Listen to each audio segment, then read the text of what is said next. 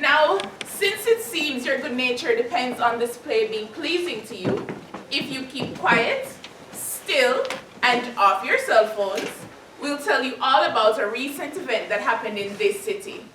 You see the set erected upon the stage before you? It represents Florence. You do know Florence, right? Florence in Italy. Behind this door to my right, there lives a lawyer who is such a fool, he must have learned the law from Rudy Giuliani. That alley around the corner is called the Street of Love, and he who falls there does not get up again. You'll easily recognize from his habit what kind of prior or abbot lives in the church located opposite, provided you stay until the end. In the case of emergencies, please exit through the doors you entered or behind one to my left. If you're a few cards short of a full deck, we do have signs leading the way out. Now, a young man called Callimaco Guadagno has just returned from Paris. He lives at this other door to my left. An outgoing companion, he above all others exemplifies honor and worth. Thus we offer for your entertainment a young man woefully in love, a dim-witted lawyer, Get off my lawn! a wicked priest, Indulge me, why don't you? and a scheming freeloader. I am a Nigerian prince who also happens to be your long-lost brother. Please give me your banking information so I can transfer thousands into your account. People, please check your pockets before leaving here today. So is that a no? Okay then. But if all this seems a bit too light for those who like things to be more serious, the author begs forgiveness. He's just trying to make the time pass quicker. Besides, there's no money to be made in drama. And doesn't my bank account know it? Maybe I should have been a politician. You know, there's a job where I could get paid and pretend. That would have worked out better. But let's get back to our play before we run out of time. Right on schedule, I see Callimaco and his servant Ciro coming. So that's enough out of me, and without further ado, I leave the play to them and you.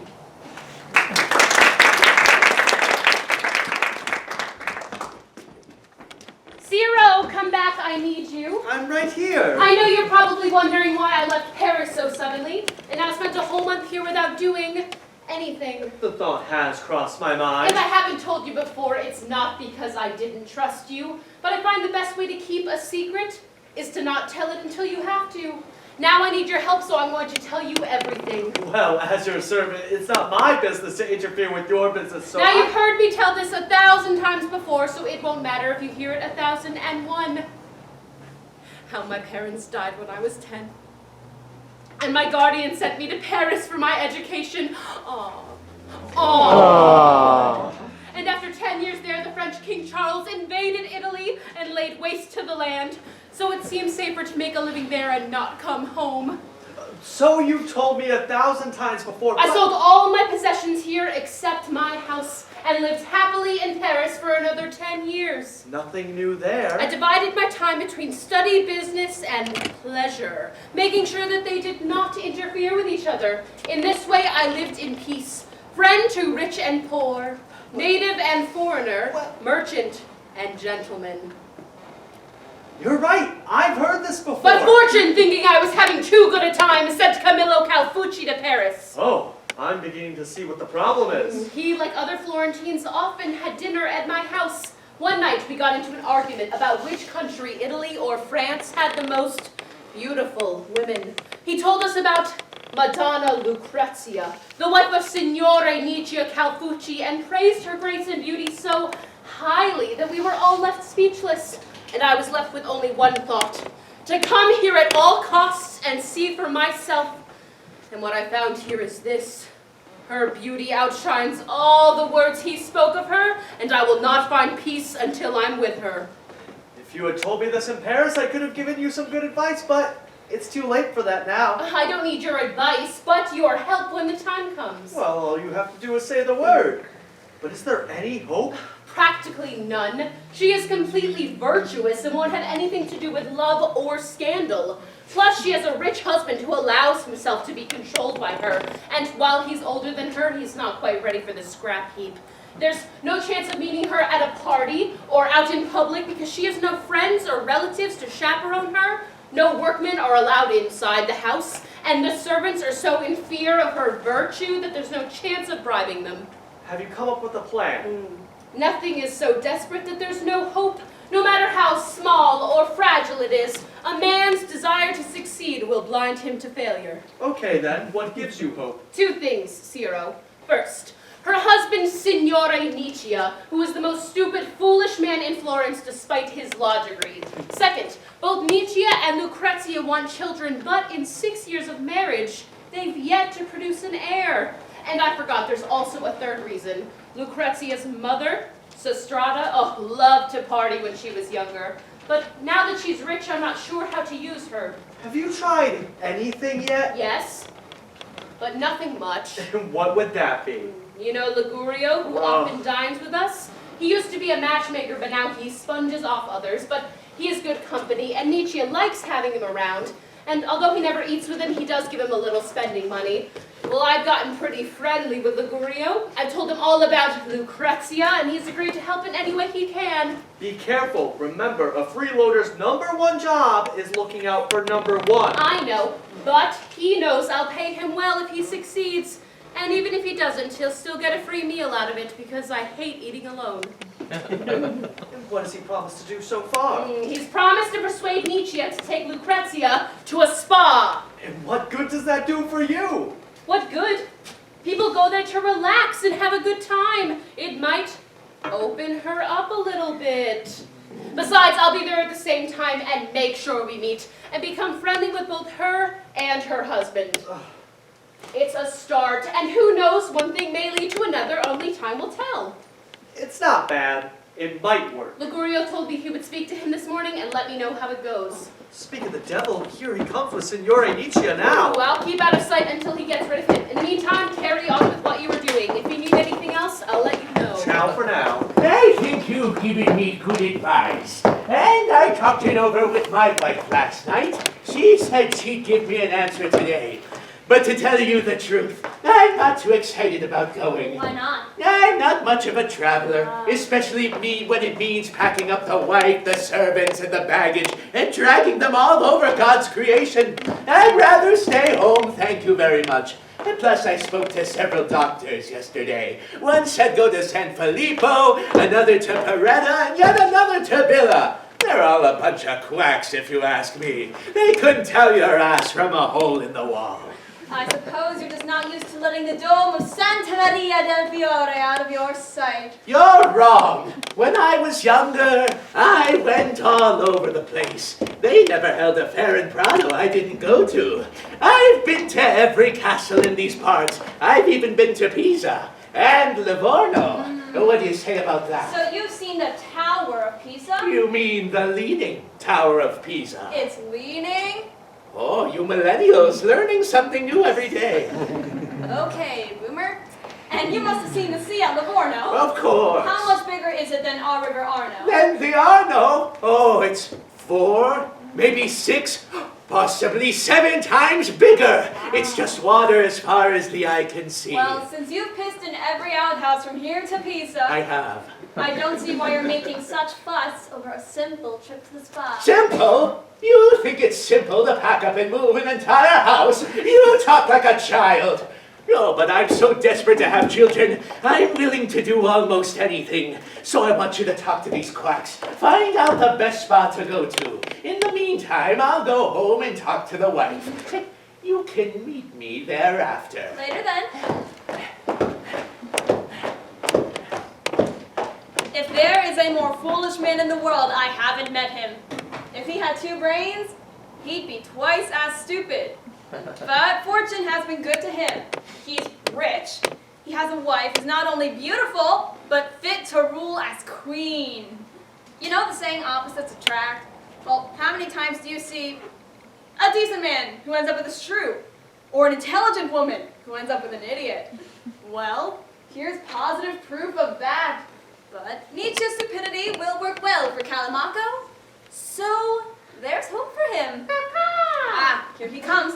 What are you doing here, Calamaco? I saw you with Signore Nietzsche and was waiting for you to get rid of him. What's happened? You were right about him. Yep. He has no sense or sense of adventure. But I finally got him warmed up to the idea of leaving Florence. He's ready to try just about anything to have children, but now that may not be the best plan.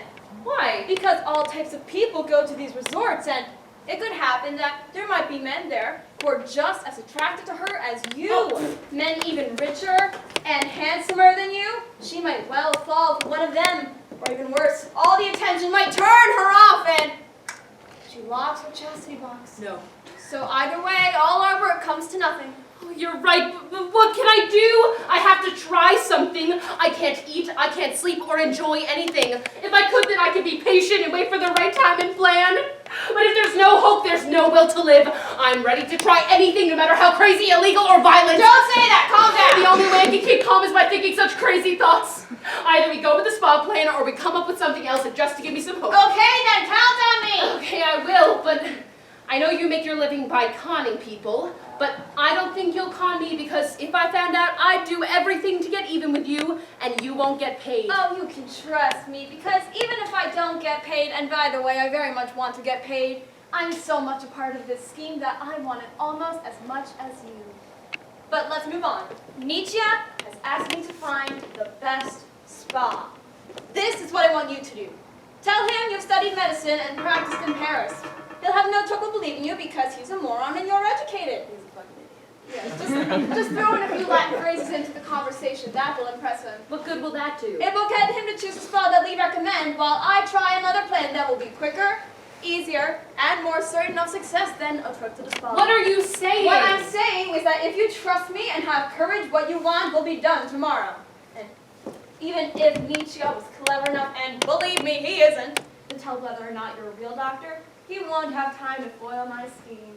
You give me hope again. Maybe too much hope.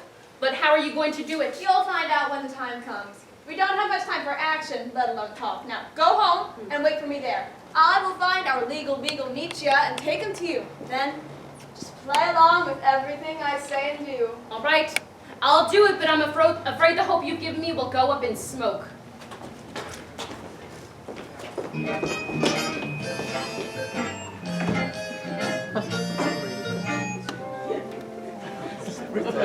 Yeah. As I've told you, I believe that God has sent this man to us to grant your wish. He's had considerable experience in Paris, but don't be surprised if you haven't heard of his practice in Florence. He doesn't need the work. He's rich, and he's going back to Paris any day now. That's what worries me. If something goes wrong, I'll just be left hanging. I'm always left hanging. Well, don't worry about that. Worry about the chance he won't take your case, and if he does, he'll follow it to the end. Well, as far as that goes, I trust you. But whether he's competent or not, I'll know as soon as I question him. I'm not the sort of man that can be fooled easily. Well, it's exactly because you're such a skilled examiner that I'm taking you to meet him. If after you talk to him, you're not convinced he's the real deal, then my mother never called me the Curio. And for heaven's sake, let's get on with it then. Where does he live? He lives right in that house in front of you. Oh, good you knock. Here we go. Oh, God. Ligurio? Ciro, is Calamaco home? Yes, he is. Now, why don't you call him Dr. Calamaco? He doesn't like formality. Oh, don't disrespect him. Address him properly. If he doesn't like it, he can eat beans. Who wants to see me? Oh, bona dies, Domine Magister. Oh, a Vobispana, Domine. What do you think? Damn, he's good. How may I help you? Well, to make a long story short, I don't have children, but I want them. So I bring my troubles to you. Oh, it's no trouble to help a gentleman of good breeding like yourself. The reason I studied so hard in Paris was to serve men like you. Oh, thank you. And if you ever need my legal skill, you let me know. But let's get back ad rem nostrem. That means to our thing. Really? Oh, Can you help my wife find a spa to help her become pregnant? I'm sure Licurio has explained the situation to you. That's true, but first we must know the cause of your wife's sterility, since there may be many reasons. Nam causateri sot otit semen, otit matris, otit instrumediata steritas, otit vigra, odun cause extricas. Viagra and my Purina cat chow. Or the causes of sterility are either in the semen, the womb, the testicles, the penis, or some outside cause. Oh, this guy knows his stuff. I'm also afraid that your wife's sterility may be caused by impotence, and if you're impotent, there's nothing I can do to help you. Are you kidding? Me? Impotent? I could hammer 6-inch nails with my penis.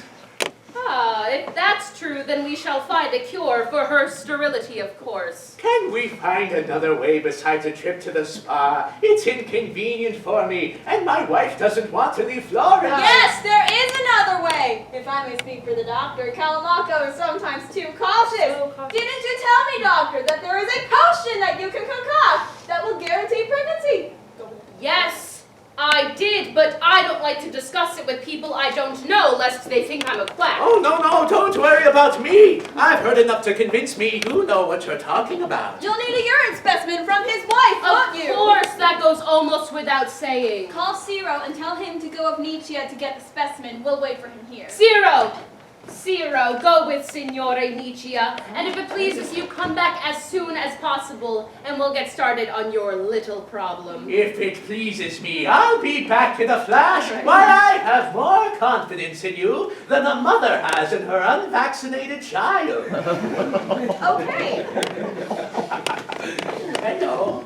Your boss is quite the man. More than you? No, more than you know. I suppose the King of France thinks a lot of him. Huh? Oh, yes he does. I suppose that's why he likes it there. I think so. Well, he's better off there. All we have here are shitheads who with no talent if it kicked them in the butt. Believe me, I know what I'm talking about. I had to shit bricks just to learn a little Latin. If I had to depend on that to earn a living, I'd be out on the street, let me tell you. Do you make 100 ducats a year? Ducats. Not even 100 lira. Listen, if you don't have it in with somebody in the government, you can't even find a dog to bark at you. All you can do is go to weddings, funerals, and hang out at the courthouse all day. But I don't care. I don't need anyone's help. Besides, there are those worse off than I am. Still, keep this between the two of us, or I might find myself slapped with a fine, or something shoved up my ass. Oh.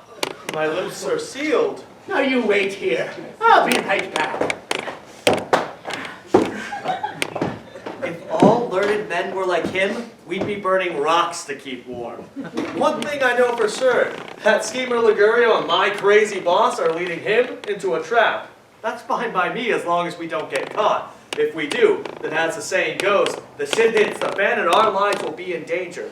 Callimaco has turned himself into a doctor. Why or what his plan is, I don't know yet. But look, here comes Signore Nietzsche with a piss pot in his hand. Could there be anything funnier than that? Well, I've always done everything you wanted me to. Now you do something for me. If I had known you weren't going to have children when we got married, I would have married some peasant girl.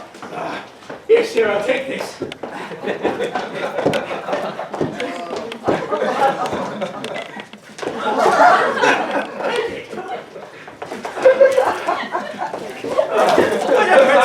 Just to get that wife of mine a urine sample. It's not that she doesn't want children. She wants them more than I do. But every time I try to do something about it, she turns it into an opera. Be patient. With a little sweet talk, a woman can be led anywhere. Sweet talk? She's driving me crazy. Now go tell Dr. Callimaco and Licurio we're here. Here they come, thank God. Nietzsche will be easy to convince. His wife will be harder, but I have a few tricks up my sleeve. Do you have the specimen? Oh, Ciro has it. Oh, Ciro, give it to me. Yes, we had extra asparagus for lunch today. Ah, this sample shows a weakness in the kidneys. Well, it is a little cloudy, though. She just produced it. This is not surprising. Non murius e cause un isempti eo viorium. The urine of women is always heavier, whiter, and less beautiful than that of men. E hubris e o mixito exina e o purina. The short cause of this is the width of the canal and the mixing of substances that leave the womb of the urine. You St. Puccio's pussy! He gets better and better. The man knows how to speak. I'm afraid that your wife may be sleeping uncovered at night. That's why her urine is cloudy. Well, she spends 4 hours on her knees every day saying the Our Fathers. She has a good blanket, but she can take the cold. Well, Signore Nietzsche, either you trust me or you don't. But I have a sure cure, and I guarantee you that if by this time next year your wife isn't holding her own baby in her arms, I'll pay you 2,000 ducats. Oh, then tell me what I need to do, because I trust you more than my own confessor. All right. Oh, will you hold this for me? I might do a little exposition. All right, know this. There is nothing more certain to make a woman pregnant than by having her drink a potion made from the root of the Mandrake plant. It is a surefire cure that I've used many times, and it works without fail. If it were not for this, the Queen of France would still be sterile, not to mention a countless number of noble ladies in that country. Now, is this true? It's a certified medical fact, and luck is with you, for I just happen to have all the ingredients with me. I can prepare it whenever you like. Well, when should she drink it? This evening after supper. The moon is favorably positioned, and the timing couldn't be more perfect. Well then, prepare the potion and have her drink it at once. However, there is one slight catch. The first man to sleep with her will die within the week. Nothing on earth can save him. Holy shit. I won't touch that nasty stuff. You're trying to put one over on me. Now I'm really Calm screwed. down, there is a solution. What is it? Get someone else to sleep with her first.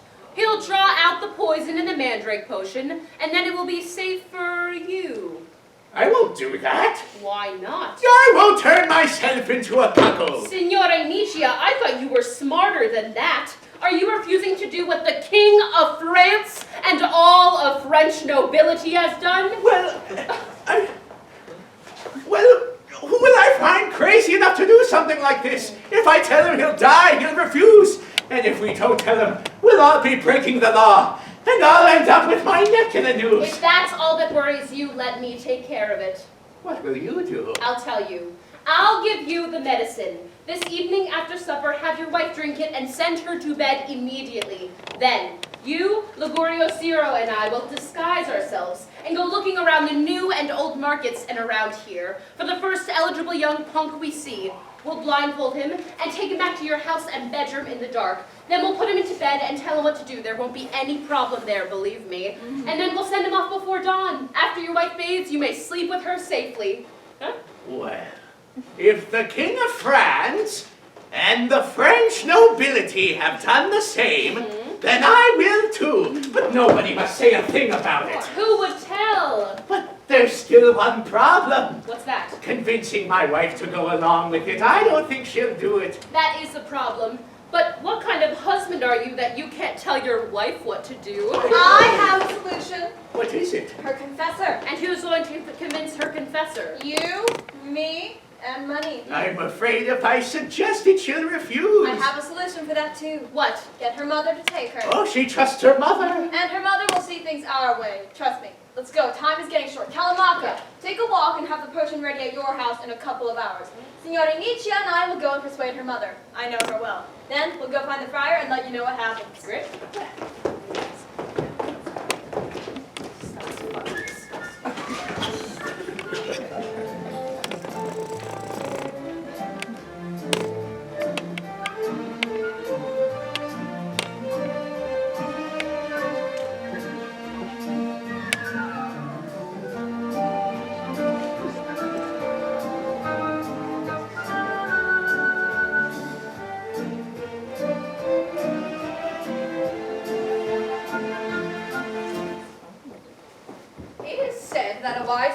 must choose the lesser of two evils. If there is no other way to have children, then you must do it, as long as it doesn't trouble your conscience. I totally agree. Estrada, go find your daughter, and Nietzsche and I will find your confessor, Friar Timoteo, and explain the situation to him so you won't have to. Then we'll see what he has to say. That's good. In the meantime, I'll find Lucrezia and take her to see the priest.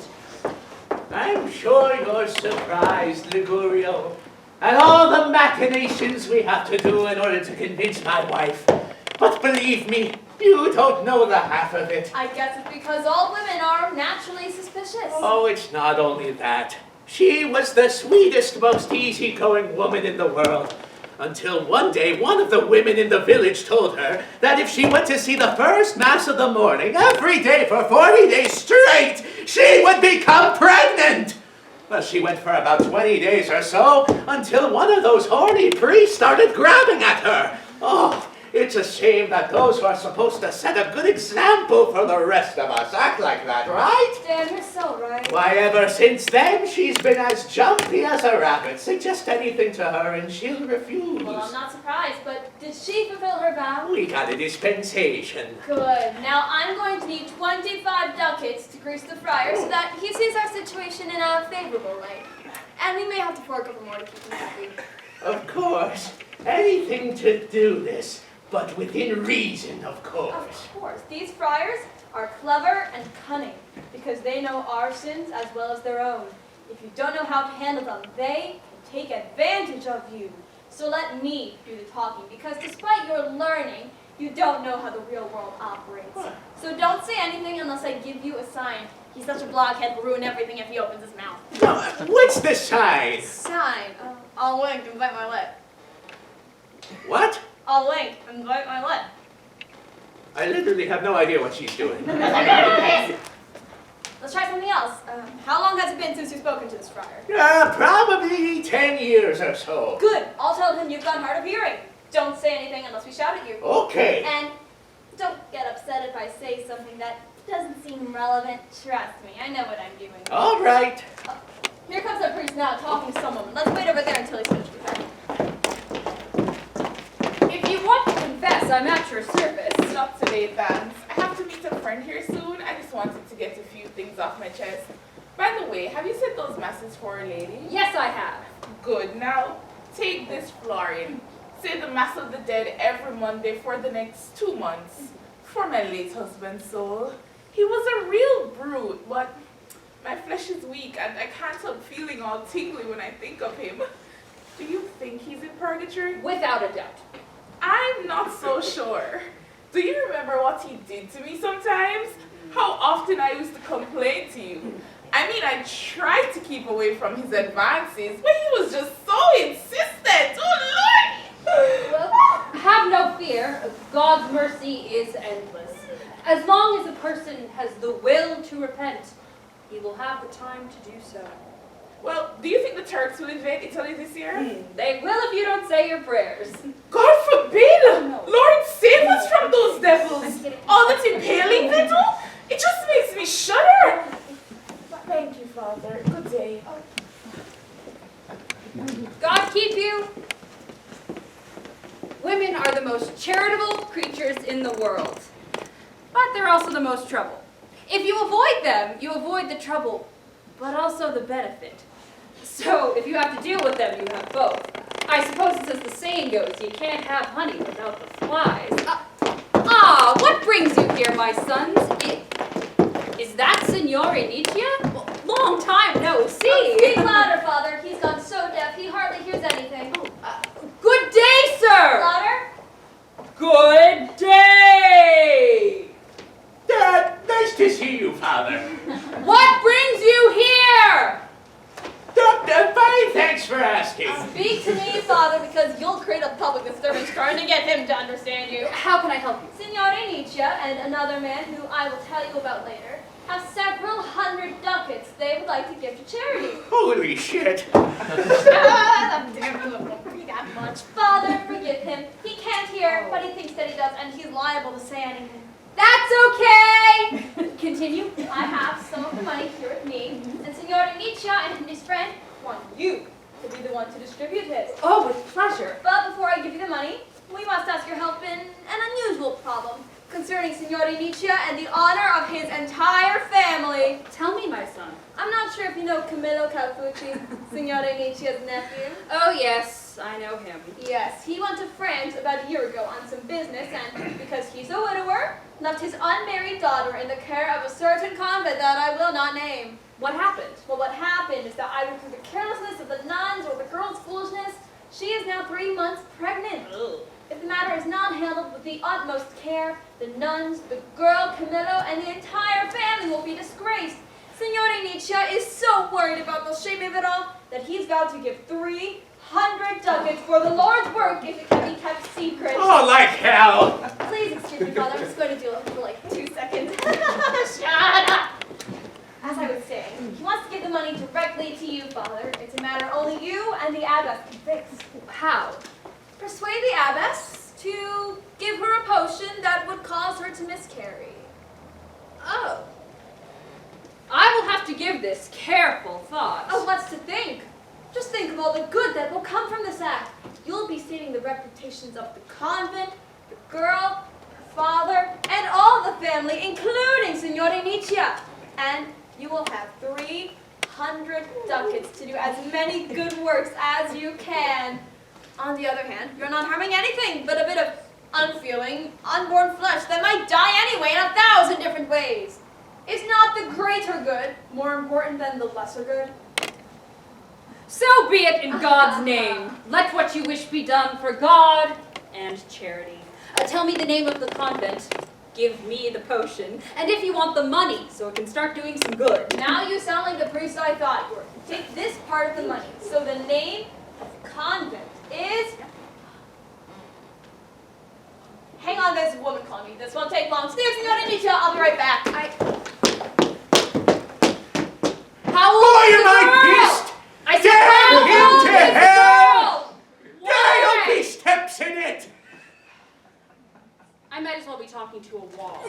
Well, this is a fine mess I've got myself in. I'm dealing with 2 men, one certifiable who runs off, and the other one certifiable and deaf as a stone. But if their money's good, I'll be on ahead. Oh, I have good news, Father. what is it? It turns out the girl wasn't pregnant after all. False alarm. Great, there goes the money. What did you say, Father? I said great. The money will go into the general fund. There will be even more money coming, but there is something else you can do to help Signore Nietzsche. What is it? Something less serious and scandalous, but more advantageous for us and more profitable for you. What is it? I feel we are on such good terms that there isn't anything I wouldn't do for you. I'd like to tell you in private inside the church. Signore Nietzsche will wait for us here. We'll be right back! Don't hurry! Let's go.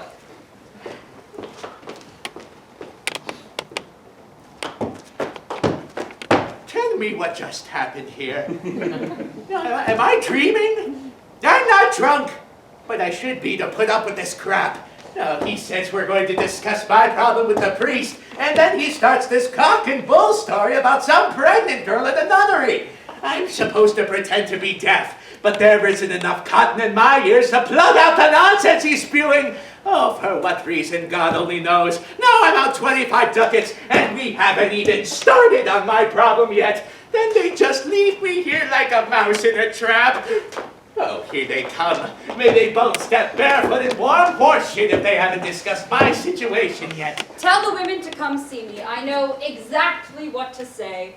And if my authority carries any weight, this problem will be solved by tonight. Friar Timoteo will do everything! Your job is to make sure the women come! Oh, you've given me so much